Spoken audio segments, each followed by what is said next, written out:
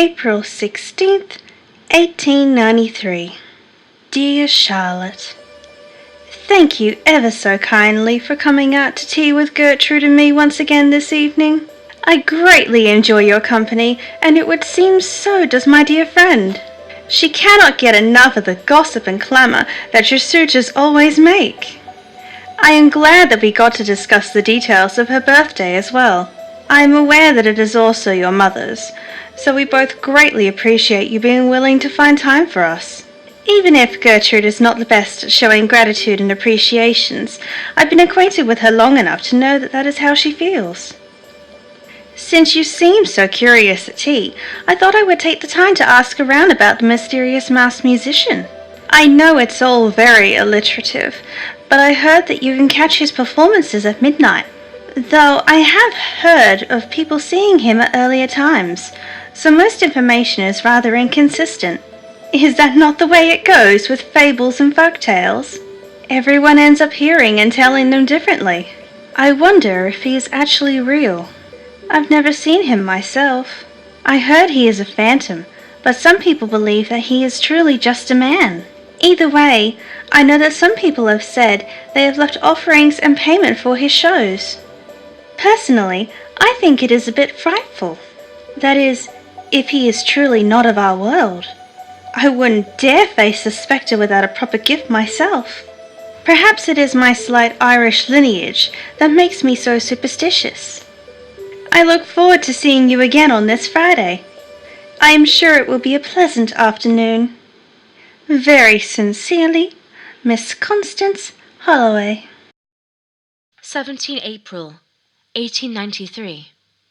Dear Charlotte, it's always been a pleasure sitting down for tea with you, especially for Constance. The sweet girl still finds herself in disbelief that a count's daughter would even talk to her. Makes me wonder what she must think about me.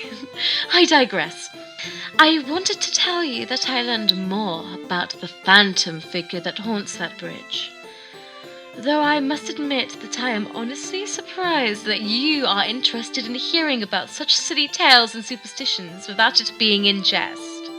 You always seem to come off as level-headed and unmoved by parlour tricks.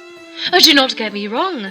I have personally visited a card reader once or twice, but you would never strike me as someone who would as well. Or is it that you believe this mysterious masked musician to be a real man, and wish to fall desperately in love with him? I mean this as a jape, of course. I know how unshaken by men Miss Charlotte Dunkelheit is. One of my cousins has confessed to me that he have seen the phantom himself, and I swear, by God's word, I also heard him play on my way home last night. It was such a lovely sound from his fiddle, but so haunting at the same time. You're a musician, aren't you? You would probably have loved to hear it. That must be why you are so fascinated by this legend. Well, I suppose that is all I have to say on the matter. I do look forward to you visiting for my birthday, though I do understand if something gets in the way, as it is the same date as your mother's. Though given her circumstance, I doubt that would be the case. Pleasant regards, Lady Gertrude Collins. My sweet Charlotte, I am the happiest man alive right now. I have asked for Molly's hand in marriage, and she has joyfully accepted my proposal. I made sure to ask Professor Kurt and his wife beforehand, so I did not overstep any boundaries, and they gladly gave me their blessing. They seem to be so elated by the idea. I don't think there's a thing in the world that can take away how I feel right now. Molly and I have been in the process of moving to London together, hence the new address on this envelope. In fact, we shall not be too far from your home. We do hope that you visit us. Molly is very anxious to meet my family, though I wish for her to only meet you. You are my only real family, Charlotte. You and the Kurds. But not even the Count could take this feeling I have. No one and nothing can stop me from how glorious this all feels.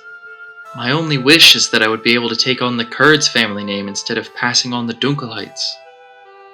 but Molly seems so excited to undertake our surname.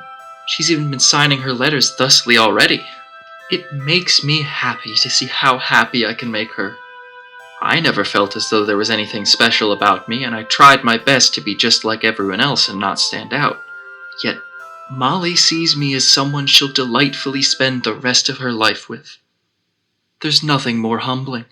Perhaps I shall visit you soon, my dear sister. I care for you very dearly and think of you often. With all my love, Jean-Paul, son of Dunkelheit. The 15th of April, 1893.